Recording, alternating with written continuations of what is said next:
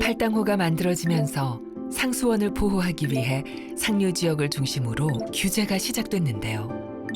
일부 지역은 2중, 3중, 많게는 4가지의 규제를 중첩 적용받고 있습니다.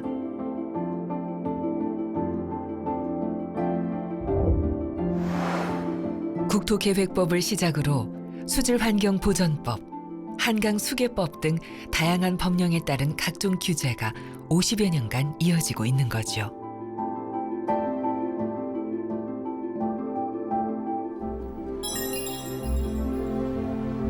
북한강과 마주한 남양주시 조안면. 상수원 보호구역으로 중첩 규제를 받고 있는 대표적인 지역이죠.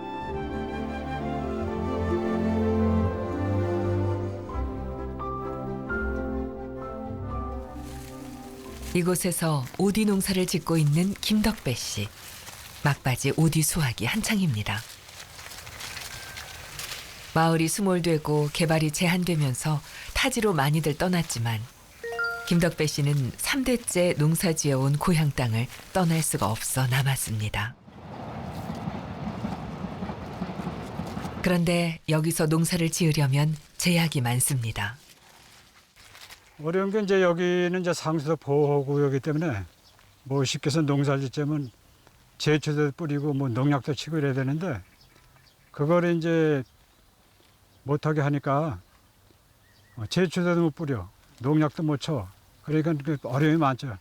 풀을 사람이 뽑아야 되고 농약은 그 저기 이제 유기농 농약이라는 게 있거든요. 그거는 값만 비싸지 일반 농약 한 번 뿌릴 때 이건 3번 뿌려야 효과가 조금 나타나요. 그러니까 농약값, 유기농 농약값도 비싸고 또 이제 노동이 많이 들어가서 풀을 뽑아야 되니까 사람이 그런 어려운 점이 있어요. 팔당호를 지키기 위한 수고로움이기에 감당해오고 있지만 벌레 먹은 열매들을 보면 속상할 때가 많습니다. 소비자들은 친환경 농사의 속사정을 일일이 알지는 못하니까요. 또 이런 과일을 하다 보니까 벌레 같은 게 이제 또 농약을 못 치니까 많이 꼬이잖아요, 이게. 그러니까 사가는 사람들이 그냥 사갔다가 또 그냥 벌레가 하나라도 나오면 도로 또 그냥 이제 빠꾸를 시키고 가니까 오늘도 2박스 빠꾸 마셨어요, 지금. 그래서 부지런히 따서 보내야 돼, 또. 오디는 쉽게 물러지고 상하는 과일이라 보관하고 관리하는 데 손이 많이 갑니다.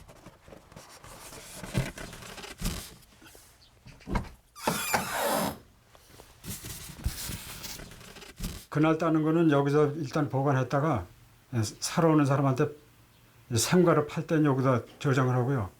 오늘 못 파는 거에 대해서는 급냉실에다가 넣었다가 냉동을 시켰다가 택배도 보내고 이제 그렇게 됩니다.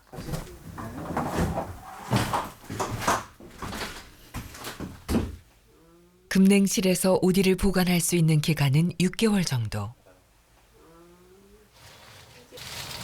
보관 기간이 짧다 보니 대부분 오디 농사에서는 가공시설을 따로 마련해 즙이나 잼 등으로 만들어 판매하는데 여기선 불가능합니다. 이거 오디를 키우는 이제 그 해에 못 다 파는 거는 가공을 해서 판매를 하고 이래야 되는데 또 가공을 해서 오래 두고 판매를 하면 이제 마냥 팔 수도 있고 그런데 여긴 가공 공장을 못 져요. 가공 시설이 안 되니까. 그래서 다른 데다 이제 부탁해서 해야 되는데 뭐 거기 돈 주고 그러고 나면 진짜 품값도 안 나와요. 그러니까 가공도 못하고 그냥 즉시 팔지 못하면은 그냥 버리는 거예요.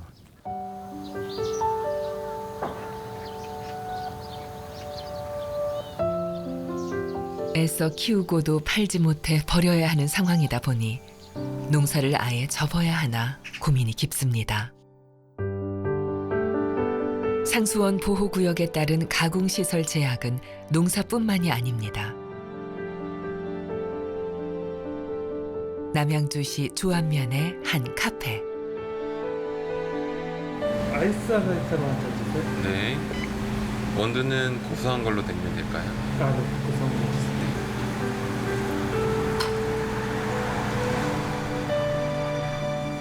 커피를 주문했더니 나왔습니다.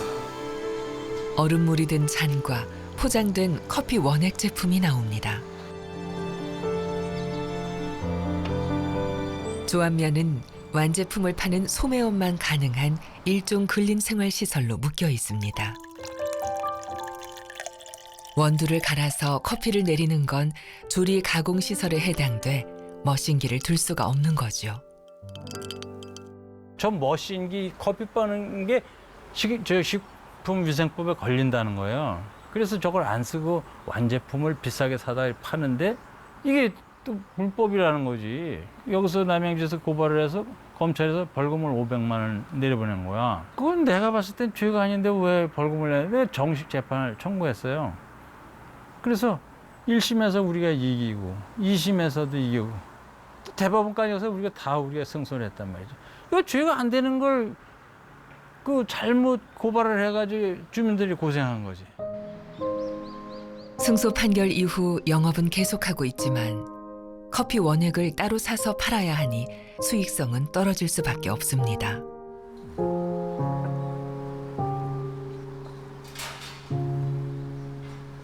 이런 기술이나 과학으로 인해서 이런 환경 문제를 개선 충분히 할 수 있는데도 불구하고 그거는 감안하지 않고 규제하는 길만 계속 쫓아간다는 거죠. 여기는 그냥 붙잡아 매놓지만 않았지만 실질적으로 경제적 감옥이야. 경제적 감옥. 사정이 이렇다 보니 아예 장사를 접고 떠나버리는 사람들이 많아졌습니다.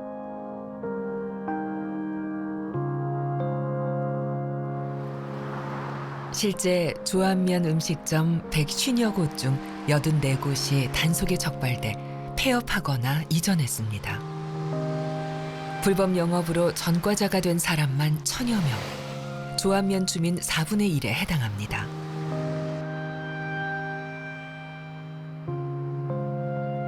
수몰되고 나서 댐이 생기고 나서 농사지을 땅이 없다 보니까 이제 한 분 한 분씩 장사를 하게 됐어요. 장사를 하게 되다 보니까는 이게 불법인 건 알아요. 법적으로 환경을 오염시키진 않지만 그래도 불법이래요. 저 같은 경우도 산범이고 부모님도 산범, 어머님도 산범, 저희 누님도 산범. 근데 그게 나쁜 음식을 팔거나 세금을 안 내거나 무슨 불량식품 판 게 아니거든요. 정말 좋은 야채를 저희 땅에서 재배해서 싸게 할 수 있기 때문에 그렇게 해서 장사를 한 거예요. 그렇기 때문에 손님들도 많이 찾아주셨고, 근데 그게 불법이라서 교도소도 가게 되고 어떤 젊은 한 청년은 자살까지 하게 되고. 상여 행렬이 도로를 가득 메웠습니다. 지난달 30일 자신이 운영하는 식당에서 스스로 목숨을 끊은 황승우 씨를 추모하는 주민들입니다. 황 씨는 검찰 단속으로 지난해 식당 문을 닫은 데 이어 벌금까지 부과받았습니다. 자기가 뭐 이것저것 해보려고 노가다도 해보고 뭐 안 해본 게 없죠. 남의 집 가서 일도 해보고. 2017년에 벌어진 안타까운 사건 이후 대책 마련에 대한 여론이 있었지만 규제는 여전합니다. 법이 참 법이 그래도 사람 먹고 살게끔은 해줘야 된다 이거죠. 그게 막 가슴이 되게 아파요. 조합면 주민들은 팔당호와 공존할 수 있는 방법을 고민 중입니다. 그리고 그 전제는 오염된 물이 팔당호로 흘러들지 않도록 한다는 것입니다. 조합면 진중리에 들어선 하수 처리장.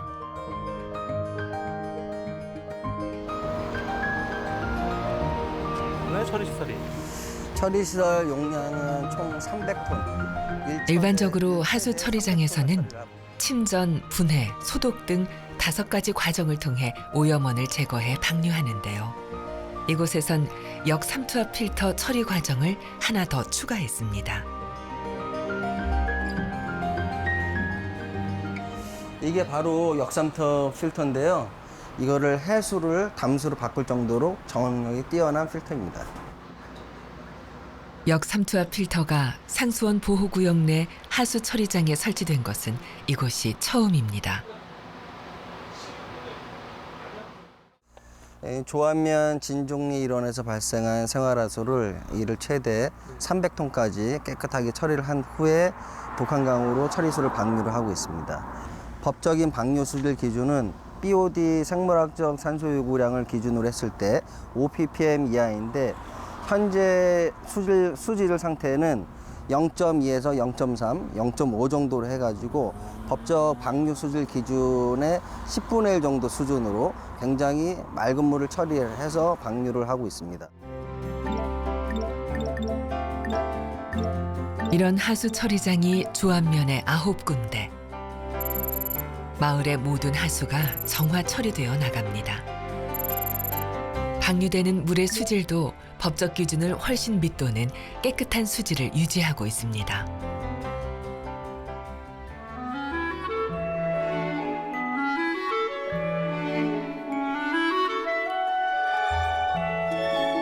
고도 정화 시설을 갖춘 하수 처리장이 완비되면서 마을을 흐르는 실개천도 달라졌습니다.